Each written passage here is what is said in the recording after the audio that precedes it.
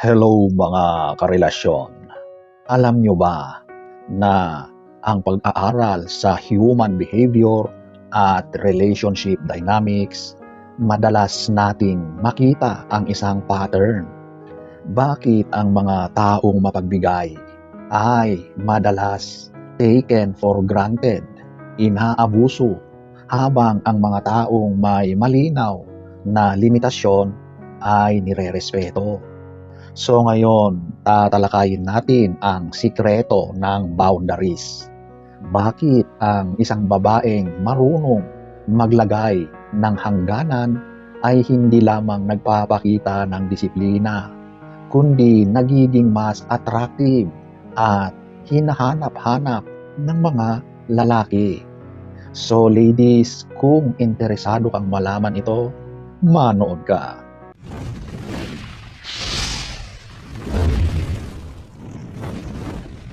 Number 1, the principle of self-definition.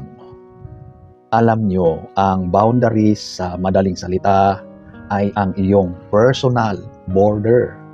Kapag ang isang babae ay may malinaw na hangganan, itinuturo niya sa lalaki kung sino siya at kung ano ang kaniyang mga pagpapahalaga.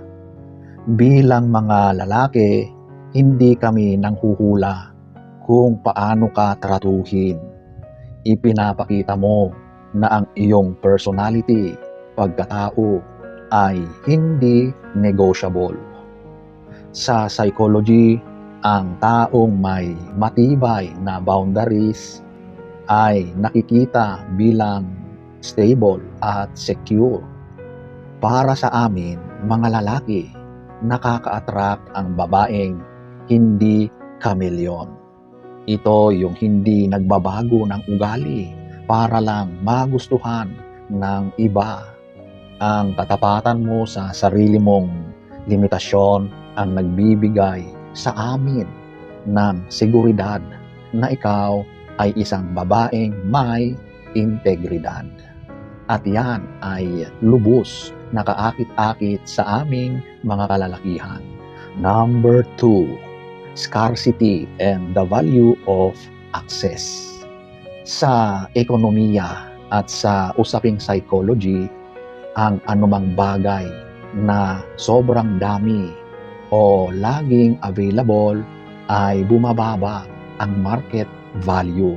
Ganon din sa relationship.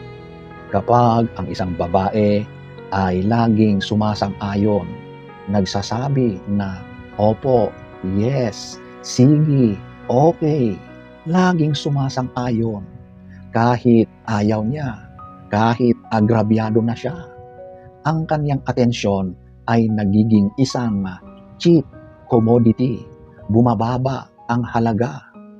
Pero ang babaeng may boundaries, ang kanyang oras ay itinuturing na premium. Kapag marunong kang magsabi ng hindi, ayaw ko, hindi pwede, mas pinapahalagahan namin ang sandaling ibinibigay mo sa amin, sa mga lalaki. Hinahanap-hanap namin ang iyong presensya dahil alam namin ito ay isang privilege na pinaghihirapan naming makuha at hindi basta-basta hinihingi, kinukuha ng walang ka-effort. Number 3, filtering mechanism. Ito yung proseso ng pagpili. Ang boundaries ay nagsisilbing natural na filter sa iyong buhay. Inilalayo nito ang mga taong ang habol lamang ay ang iyong convenience at itinitira ang mga taong handang mag-invest sa iyong well-being, sa iyong tunay na pagmamahal. Ang mga lalaking walang seryosong intensyon ay mabilis na mainis sa iyong mga rules. Bakit? Dahil hindi kanila madaling ma-manipulate or ma-control. Ang maiwan sa iyo ay ang mga lalaking merong high emotional intelligence, mga high value na mga lalaki. Mas hinahanap-hanap ka namin dahil ikaw ay isang safe haven. Ang babaeng alam naming hindi basta-basta susuko sa maling lalaki. Ang iyong boundaries ang nagpapatunay na ang puso mo, pag-ibig mo ay hindi para sa lahat, kundi para lamang sa taong marunong rumespeto. Number 4, goal-oriented attraction. Ang utak ng mga lalaki ay goal-oriented. Gusto namin ang pakiramdam na may kailangan kaming i-maintain or panindigan.